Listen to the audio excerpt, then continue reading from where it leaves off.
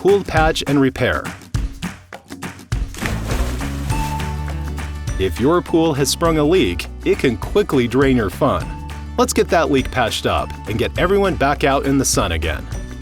First, try to find where the water is coming from by checking if there are any wet or excessively damp areas around the pool.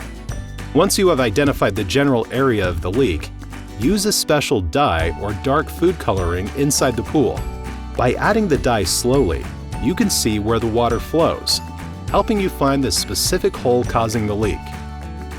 Locate the leak from the outside of the pool. Then get into the pool and locate it on the interior pool wall.